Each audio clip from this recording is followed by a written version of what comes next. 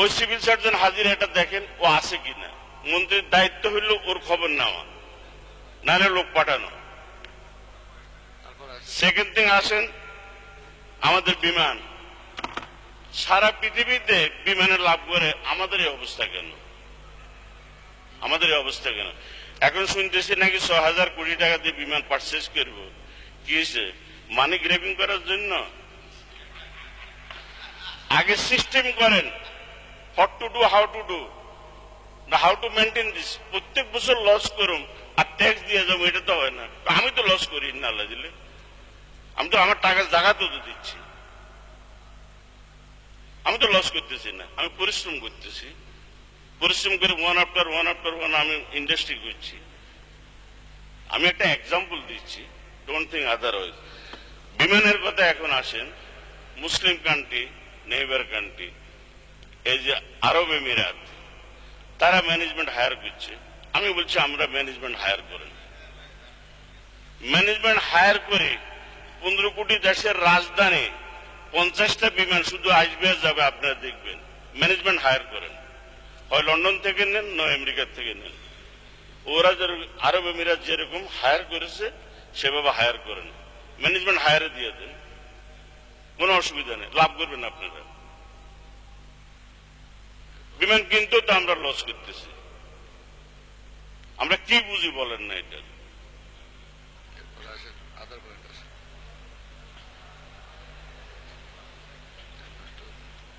Dhaka city 15 কোটি দেশের রাজধানী, ঢাকা সিটি এখনো অযান্ত্রিক যানবাহন চলাফেরা করে, আর আমরা শিক্ষিত লোক টাইট লাগাই আমরা এখানে আসি, আল্লাহ নাম লই। আসতেছি হয়তো অনেকে আমরা জিপ টিপ চালাই আসতেছি, ভালো কথা, ঠিক আছে, কিন্তু আমাদের মতন কয়জন আছে জিপ চালানোর মতন? কিন্তু এই অযান্ত্রিক যানবাহন একটা সিটির মধ্যে আজ 37 বছর পরও আছে, তাহলে আপনারা মনে করেন এটা কি উচিত হচ্ছে? পৃথিবীর কোন দেশও নেই। আমাদের পরে আপনার ভিয়েতনাম, আমাদের পরে আসছে। এখন জিরবাতি এগুলো তো বালু পাওয়া যায় না, তাদের রাস্তাঘাটে এরকম হয়েছে। কিন্তু আমাদের এখানে কেন এই সমস্যাটা? It is a management fault. BOT বেসিসে সারা পৃথিবী ডেভেলপ হয়েছে, আপনার তো স্যারেনার খরচ লাগে না। এখন বিওটি বেসিসে করতে গেলে যদি আপনি বলেন না আমি এমনি দিতাম না, হেমনে দিতাম না, আমার কথা শুনতে হইব, তোমার কথা শুনতাম না, 12 রকমের ফাইল, কেরানির শুরু থেকে এ ফাইল লাল পিতা বন্দি করতে করতে করতে ওরা তো ওষুধগুলোর বিশ্বাস নাই। এদের হইল 1, 2, 3 তিন জায়গায় ম্যাক্সিমাম। এর পরে লোক না এই জাতাল্লা ব্যবসা করতেন না, সোজা চলে যায়। এর মানে বহু আনছি, নেক্সট ফ্লাইটে চলে গেছে। প্রথম দেখছে যে সোনারগাঁও হোটেল থেকে মতিঝিল আসতে ঘুমাইতে হয় তার 1 ঘন্টা। বিদেশি বিনিয়োগকারী এত কবে আমি এখানে বিনিয়োগ করতাম না। দ্বিতীয় কথা হলো রাইতে কোনো ক্লাব নাই, এত যাইব নাই, এত ফাইন্যান্সটা করে কোথায় যাবেটা কোথায় বলেন না। একদিকে চলাচলের রাস্তা তার বন্ধ, সে বিনিয়োগ করি তখন সে নিরুপায় চলে যাবে, ফেলে চলে যেতে হবে। এখন কথাটা হলো এটা বিওটি বেসিসে করতে আমাদের রোডস হাইওয়েদের মন্ত্রী সাহেব যদি থাকতো আমি ওনাকে কিছু বলতাম।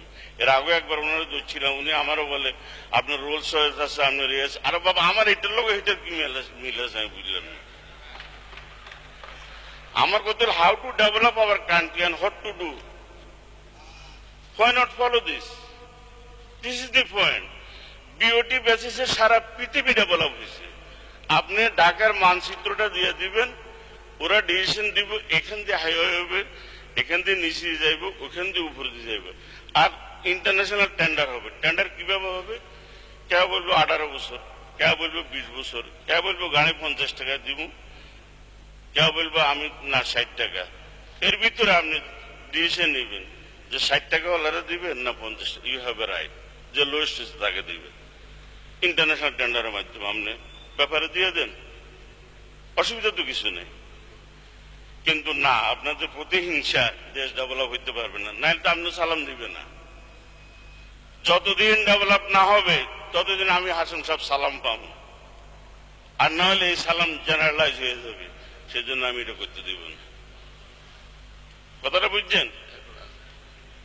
তো আমার কথাটা হলো, মাননীয় সদস্য অনেক সময় হয়েছে, এবার একটু সংক্ষিপ্ত আমি তো ভাই কাজের কথা বলতেছি। সময় দেওয়ার একটা সীমা আছে, অনেক বেশি সময় দেওয়া হয়েছে, আপনি একটু সংক্ষিপ্ত করুন। দেখেন, আমি কাজের জন্যই তো আসছি। আমি তো 2 ঘন্টা মাথা কামালে আমি লাখ লাখ টাকা রুজি করতে পারি, আমি কেন এখানে আসছি আপনি বলেন না। আমাকে বলতে দেন, বিওটি বেসিসে আমাদের দেশ ডেভেলপ করতে কোনো অসুবিধা নাই, সারা পৃথিবী এভাবে ডেভেলপ হয়েছে। You have to follow this, this is my first condition. আগে ক্যাবিনেটে যারা যান এই পয়েন্ট উঠাইতে হবে যে বিওটি বেসিসে অন্যান্য দেশ কিভাবে করছে আমরা তাতে করবো, সেভাবে করবো। ক্যাবিনেটে আগে এটা পাস করেন। তৃতীয় কথা হইলো why not follow Malaysia.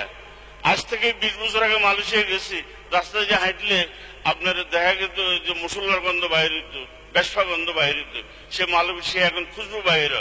Mahathir Mohammad বলছিল যে কোনো ভালো কাজ করতে গেলে মানুষ সাময়িকভাবে খুবই অসন্তুষ্ট হয় সরকারের উপরে, তাই বলে কাজ বন্ধ রাখা উচিত না।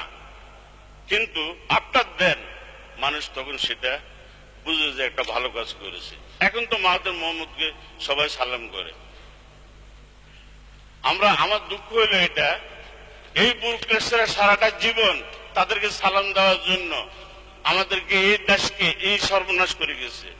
আজকে আপনারা এখনো বুঝতে পারতেছেন না যে আপনারা এখনো ব্যুরোক্রেসির শিকার আছেন। আপনার সিস্টেমে যান না কেন? এত ফাইল হবে কেন? একবার ফাইল নিচের থেকে উপরে উঠব, আবার নিচের থেকে উপরের থেকে আবার নিচে যাবে, এ যাইতে যাইতে আমার বয়স 10 বছর চলে যাবে। এই সিস্টেম কেন? এই সিস্টেমটা কেন? তাই আমি সরি, আমি অনেক কথা বলে ফেলছি। এখন আমার কথা হলো, যদি বাজেট ভালো না হইতো তাহলে আওয়ামী লীগ তো নিচে হরতাল করত। বাজেট খুবই ভালো হয়েছে, এখন হয়তো বলার কিছু নাই। কিন্তু আমার কথা হলো, এই বাজেটকে ইমপ্লিমেন্টেশন করার জন্য আমাদের যে দায়িত্ব সেটা থাকা উচিত এবং এটা ফলো করা উচিত। This is my condition. Thank you. ধন্যবাদ মাননীয় সদস্য, আপনাকে অসংখ্য ধন্যবাদ। আমি এখন আহ্বান জানাচ্ছি মাননীয় সদস্য মেজর জেনারেল অবসরপ্রাপ্ত মাহমুদুল হাসান